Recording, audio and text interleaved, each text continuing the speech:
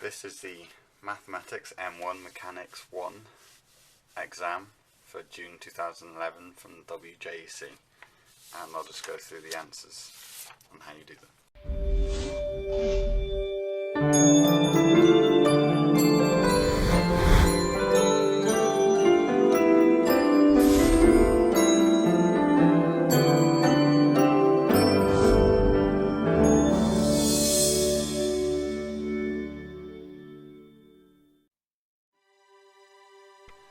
So we know that the stone is thrown vertically downwards from the cliff. The initial velocity is 1 meters per second, and it hits the sea 2.5 seconds later.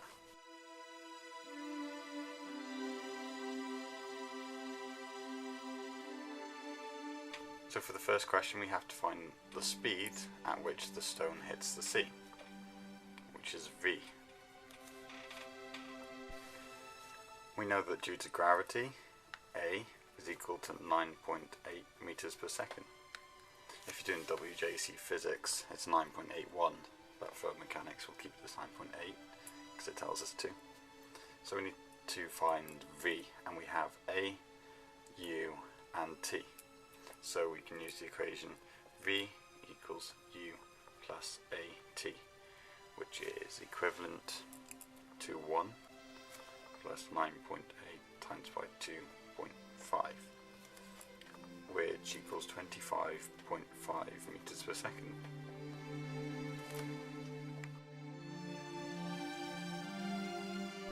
Okay, and for question 1b, you have to find the height of the cliff. Now you have to assume that the stone goes straight down, not kind of bent like I've done. It goes straight down. So we've got u, we've got a, we've got t, and we've got v. So we can pretty much use any equation as long as it's got s in it. So I'll just use s equals ut plus half at squared. You need to know your super equations because they're not in the formula booklet. There's hardly any equations in the formula booklet for mechanics, so you have to learn it all. So this will be 1 times by 2.5 plus 0.5 times by 2.5 squared times by 9.8, which is equivalent to 33.125 meters.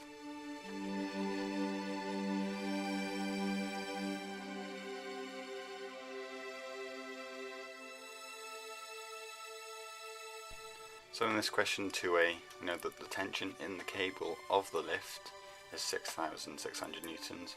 We know that there's a man standing in a lift who weighs 60 kilograms, and the lift weighs 540 kilograms, and we need to work out what A is. So using the equation F equals ma, the force, we'll do tension because that's going in the same direction as the acceleration, minus the things going in the opposite direction, which is 540g minus 60g. It's equivalent to the total mass, which is 540 kilograms plus 60, which is 600 kilograms, times by A. And we know that tension is 6,600. So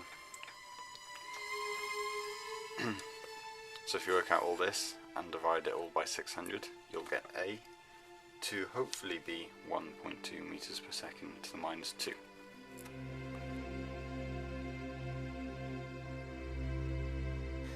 In the second part of the question, you have to find the reaction between the person and the floor of the lift, and that's pretty easy. Once again, using F equals ma, so R is going in the same direction as A, upwards, so put R there, take away what's going down, we exclude the lift here because we're only concentrating on the person, which is 60g equals the mass of the person, which is 60 times by the acceleration, which we now know is 1.2 from the previous question. And if we rearrange that, we'll get R to be 660 newtons.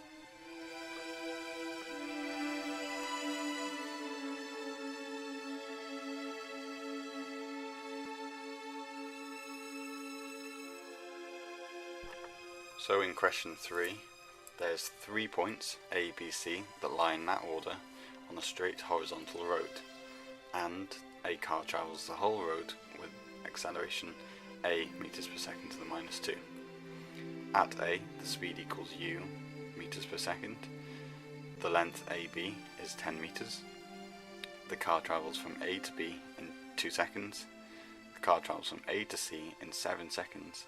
And the speed at C is 17 meters per second. Now it's probably best to list it out like this for this question, so you don't get confused.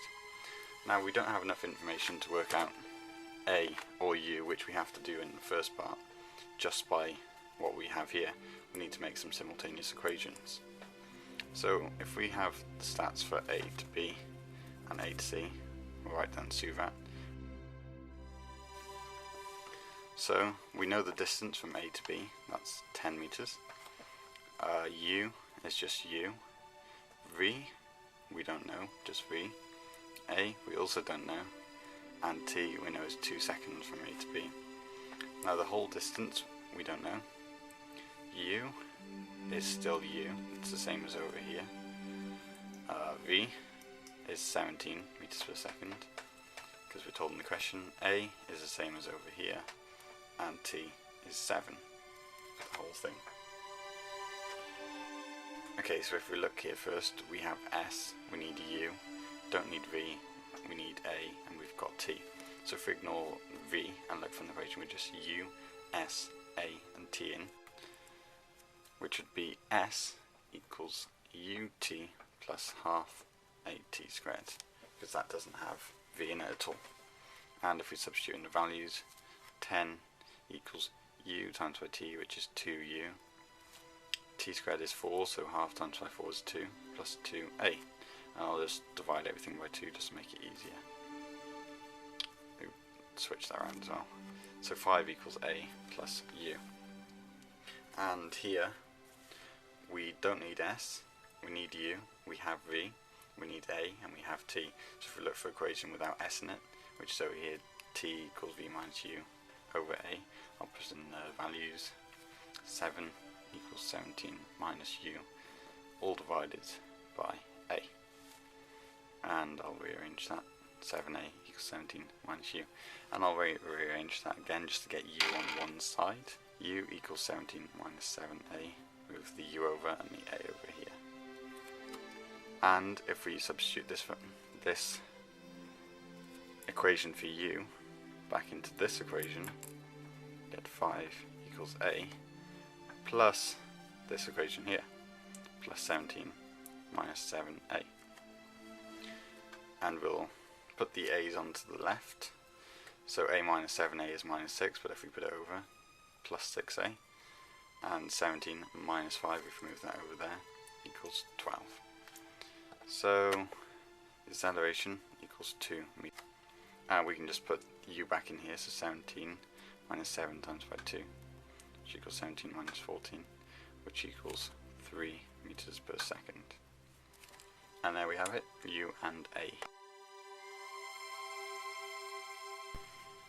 So for the second part of the question, we have to draw a velocity time graph for the motion of the car between A and C. So time in seconds, V in meters per second.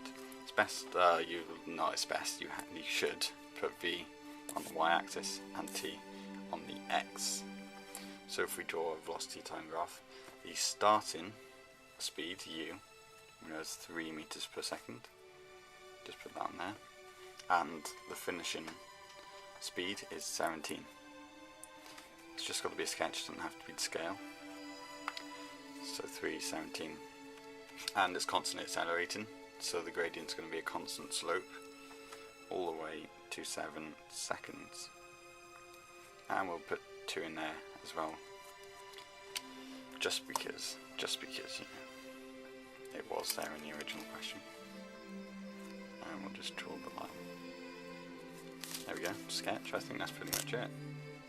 Maybe if you just want to draw a dotted line just to help the examiner with their eyesight. C, we have to work out the total distance travelled. Now it would help to use the graph. You can use SUVAT, but it's just a lot quicker to use the graph. Now if we split this graph up into 2 shapes, so yeah, to find the total distance, you have to find the area under the graph, meters per second times by second is just meters. So first find the area of the rectangle, which is 7 times by 3, and then add on the area of the triangle, which is 17 minus 3, which is 14 for that distance, times by the length, 7, all divided by 2. 70 meters.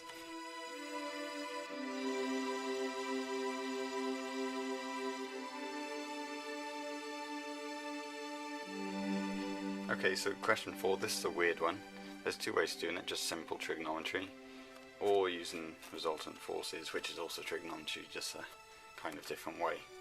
So first, we're given that a sine is attached to a rod with a bar AC and another bar AB, two light rods, meaning they weigh nothing, and tension is even.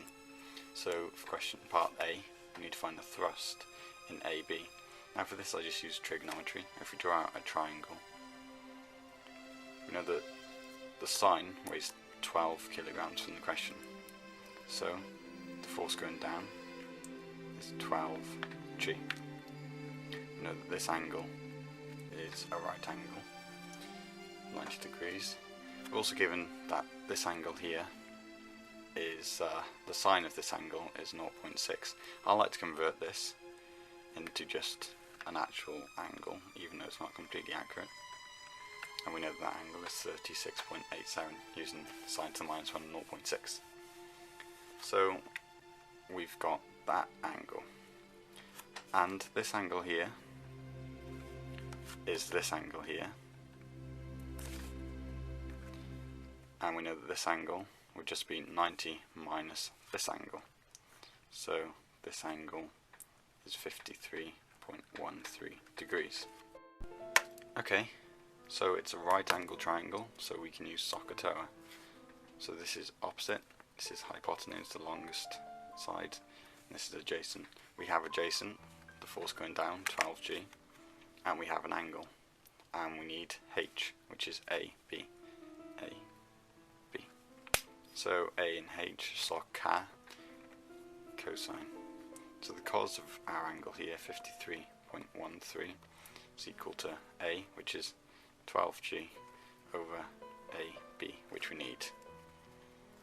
And rearrange that, so 12G divided by cos 53. I think you know how to do that, you are doing A-level maths. You get AB to be 196 newtons. And part B, that's not much harder. We need the tension in rod AC. Tension AC. And we can just draw another triangle if you like. There we go. Beautiful. C, B, A. Lovely.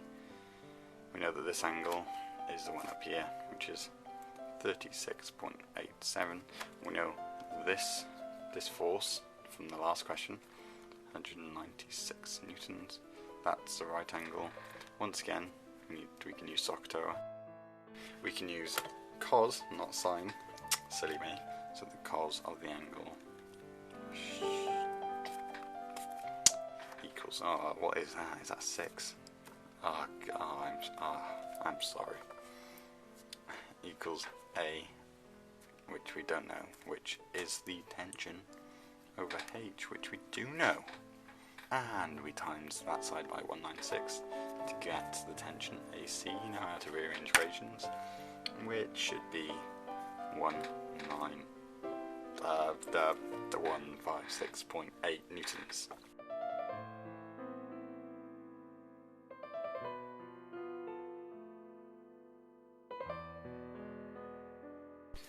In question 5, let's just write down what we have first.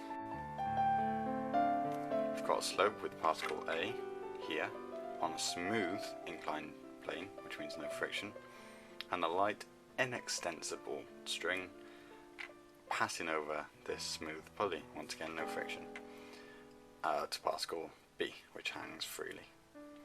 And the plane is inclined at angle A, and angle A is sine to the minus 1 of 5 over 13, which is 22.62, so I prefer putting the actual angle there.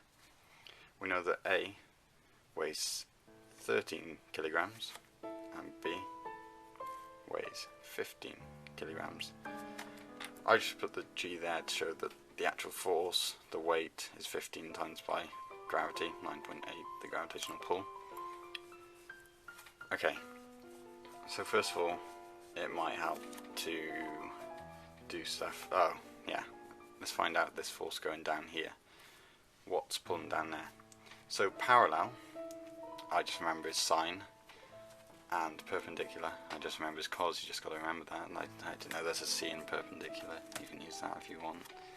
So the force going down is sine times by, sine of the angle. You've got to put the angle in there. Times by the weight going down. It's not the full weight acting, because, which is roughly, using these mental math skills, 49 newtons. Brilliant. Which equals 49 newtons. And what do we need to do? Okay, so initially they're held at rest with the strings taut. The system is released. Calculate the magnitude of acceleration of the particle A and the tension in the string. Well, the acceleration is going to be the same for particle A and B. I don't really know why they had to specify that. Never mind, the tension is going to be the same here as it is here, because it's a light inextensible string. Let's start with B. We know that B is going to be the one going down and A will be the one going up, because B is heavier and it's also not on an angle, kind of. Well, it is smooth and it's heavier, so they have a little. We'll do that. That's fine. That is fine. So we do the force going down because it's going to move down, 15g, minus force is going up, which is T. This is F equals ma, remember. It's equivalent to the mass of it, 15 kilograms, times by acceleration, which we need to work out. So here we're going to have simultaneous equations because we have T unknown and A unknown. And for A, the T is the one going in the right direction, minus the force we worked out earlier, 49. Remember not to use the weight because it is at an angle. Time equals the mass times by A. The mass is just the object, it doesn't matter what angle the mass is at. And we can add these two together, which is pretty easy. The t's cancel out, t minus t cancel out. Let me just do that, a plus b. So you get 15g plus minus 49, we'll just put minus 49, equals 15a plus 13a, which is 28a. And you take those two away, g is just 9.8, remember, divide it all by 28, and you should get a to equal 3.5. Substituting a back into any equation, we'll just do this one, 13 times by 3.5, and then we'll add the 49 from that side. We'll give you the tension, it's the same here as it is here, so anyone will do, same with acceleration, same on both sides. Tension to be 94.5 newtons.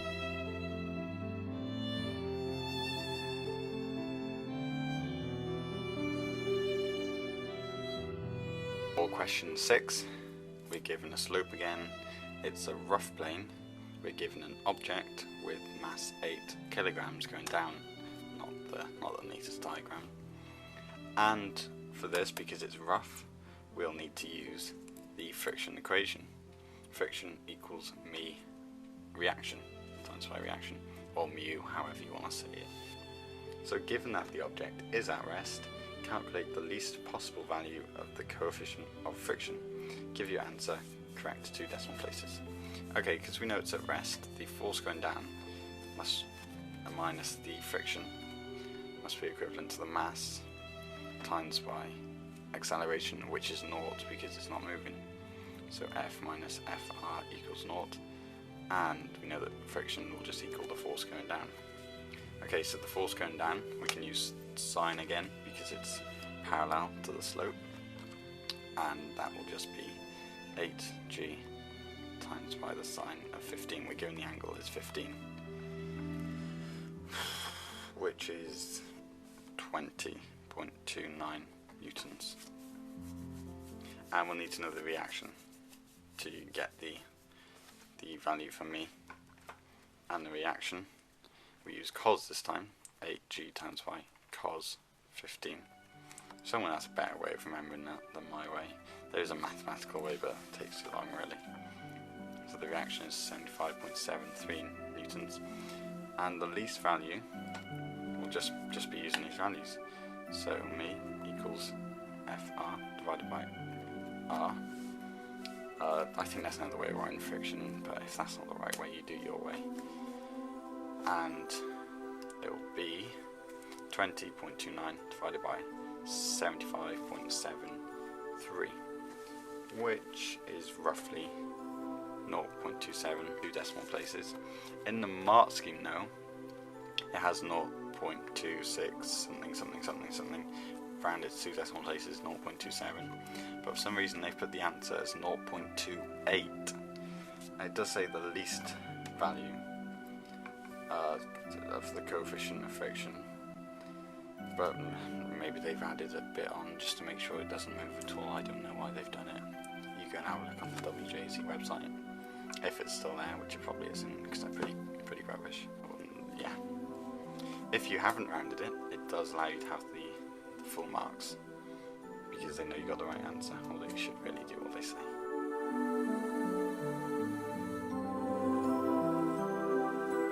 And given in part B that the coefficient of friction is 0.1, we need to find the acceleration of the object. So, using this equation again, Fr equals me r times by 0.1 by the value we found out earlier for r, because r doesn't change, times 0.1 times by that value, and we get 7.573. I don't like rounding. Rounding's for losers. F minus Fr equals ma. Force going down, which is 20.29. Let's just write in these values. 20.29 minus value for friction, which we just worked out, equals the mass of the object, A. So if we divide this sum, which we're going to work out, by 8, we'll get A, and A should be 1.59.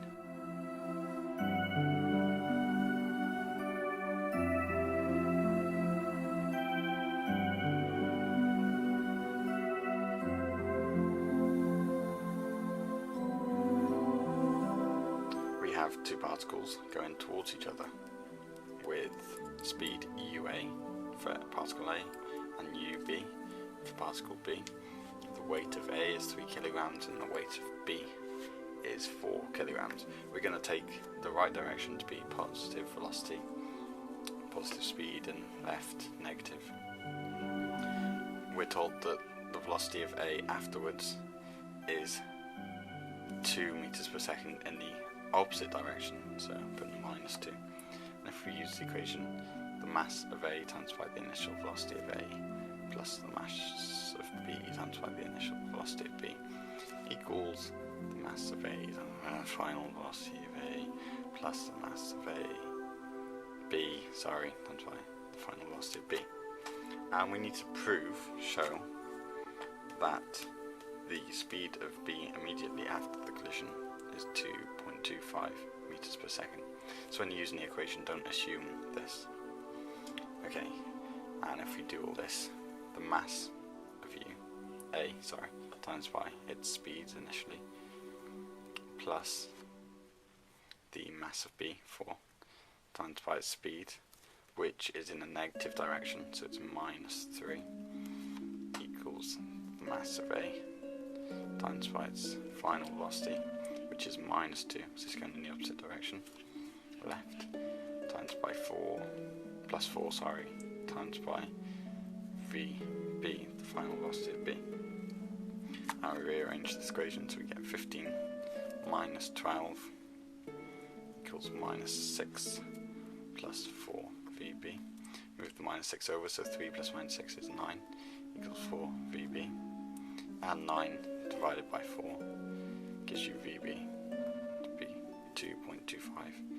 meters per second. Now in the second part we have to find the coefficient of restitution between A and B. So the formula for this is E equals minus, and then in big brackets, the velocity of A minus the velocity of B divided by the initial speed of A minus the initial speed of B, which we get to be velocity of A is minus 2.25, and then the initial speed of A minus the initial speed of B. Whoops, that is a minus 3, sorry. Plus 3, because it's minus 3, which would get you minus 0.53125, which equals 0.53125. Now we have to determine the magnitude of the impulse exerted by A on B during the collision. So the equation for this, well, if we look at, let's derive it, why not? F equals ma. Substitute something else in for A, which is the suit of that equation, v minus u over t. And because everything's divided by t on this side, we can move the t over. So they put a nice little change in t sign there, change in time, equals mv minus u. And there you have it. So the units are going to be Newton seconds. So Ft is equivalent to mass of A. We have to find the magnitude, so if it's positive or negative, we make it positive. And if it's positive, you make it positive. And if it's negative, you make it positive, like the modulus. Positive, positive. Which is 3 times by the final speed, minus 2 minus the initial speed, which equals 3 times by minus 7. But because it's magnitude, we make it positive, so that's just 21 Newton seconds.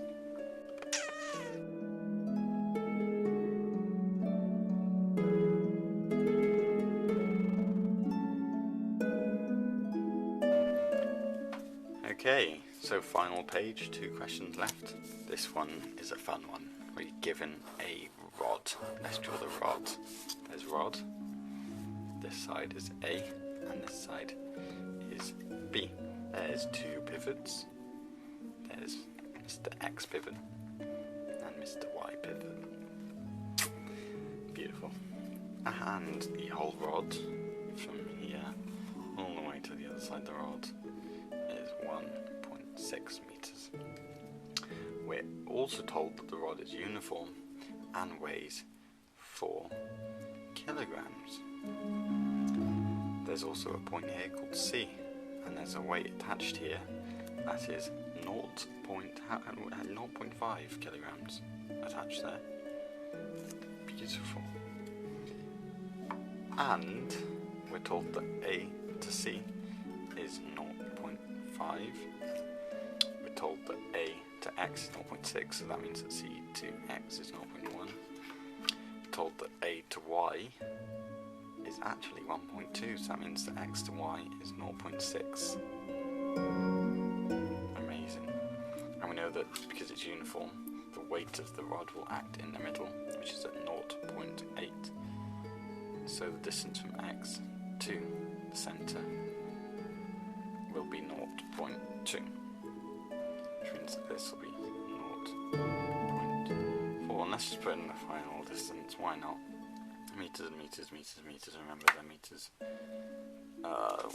It's 0.4 if you just take away all that. It's easy, easy, easy peasy, lemon squeezy. So we have to find the reaction force at X and the reaction force at Y.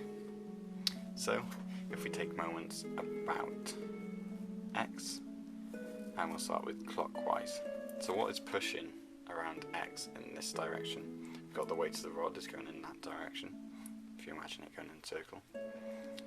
So that's 4g times by the distance, because it's in Newton meters, plus, what else is going in that direction? Nothing. Anti-clockwise moment. You have the weight at C that they put on, very kind, and that's just 0.1 meters away, plus the reaction at Y, which is 0.6 meters away. So, because it's not tilting, we know that the clockwise moment equals the anti-clockwise moment. So 4g times by 0.2 equals 0.5g times by 0.1 plus 0.6 reaction at Y. And we'll rearrange that. 4g times by 0.2 minus 0.5g times by 0.1, all divided by 0.6 equals ry. And that equals 12.25 newtons. And the reaction, these reactions added together, reaction at X and reaction at Y, has to equal the force going down. So we don't need to do that whole thing again for the reaction of X. Just put Rx plus Ry equals weight going down, 0.5g. Don't have to worry about distances, plus 4g. So Rx equals 0.5g minus, plus, 4g minus 12.25, which is equivalent to 31.85 newtons.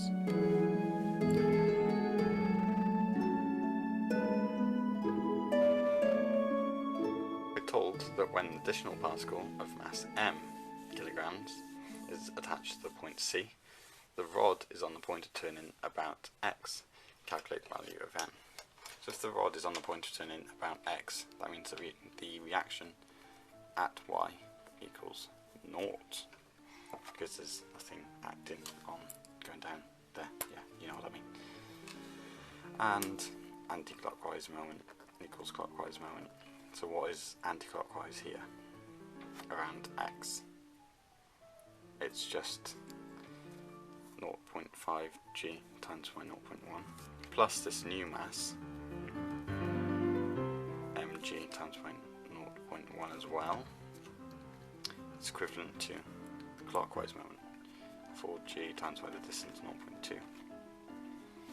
So 0.5 plus m, put that in brackets, times by 0.1 times by 9.8, which is g, equals 4g times by 0.2.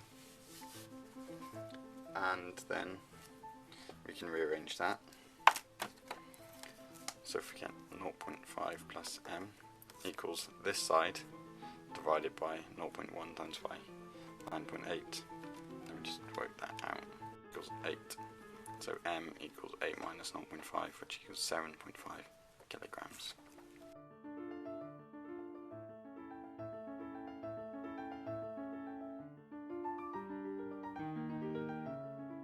Here we have a lamina question. This is a uniform lamina. Lamina is 2D, completely flat. O, P, Q, A, O, A, Q, P. And it's formed by removing this tiny rectangle from this big rectangle. And we need to find the coordinates of the centre of mass of this lamina. And I've just put this here, saves me drawing it out. So the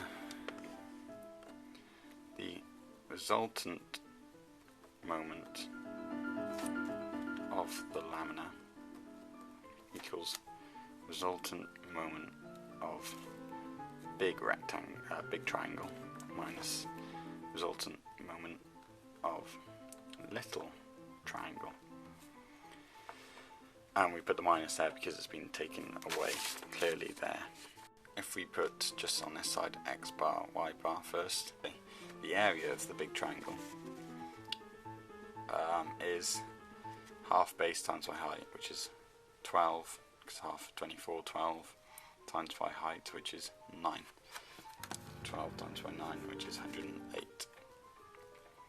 And then here we put the coordinates of x and y. So the coordinate of x is 12, and the coordinate of y, what you do is it's a third of the height up the triangle, which a third of 9 is 3, minus the area of the smaller triangle.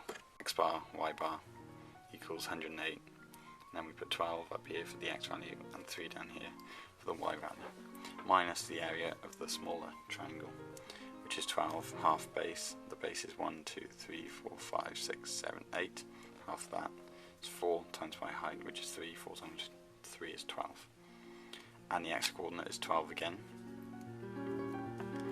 and the y coordinate, a third up the triangle, which is just, it's 3 squares high, so it's 1 square up, 6 plus 1, 7 is the y coordinate. We have to calculate the coordinates of the centre mass. Okay.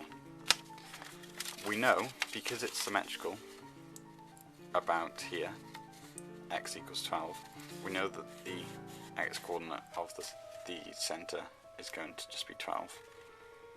The mass of the whole thing, the area of the whole thing, is 108 minus 12, that minus that, which is 96. So here are the equations. 96 x bar equals 108 times by 12. We're just involved in x now. Minus 12 times by 12. And for y, 96 y bar equals 108 times by 3 minus 12 times by 7. So the areas stay the same in each equation. And we'll start with the top one. 96 x bar, and if we simplify all that, 152. So x bar equals 1152 divided by 96, which is 12. You can see that because it's symmetrical, that's easy. And then for y, 96y equals 108 times by 3 minus 12 times by 7, 240. So y bar equals 240 divided by 96. Which just equals 2.5. So the centre of mass is 2.5 high and 12 across, which I've marked with an X there when I did it before.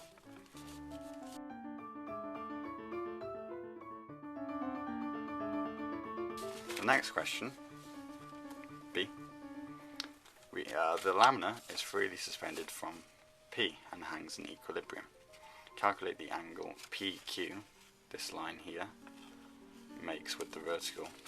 Okay, so if it's hanging from P, then the centre mass will be directly under it, so that will be the vertical, and PQ is there. And we need to find out this angle, which I've labelled alpha. So the distance from P to here, I've made it into a triangle. The angle from P to the centre, x, is just 4. You can count the boxes.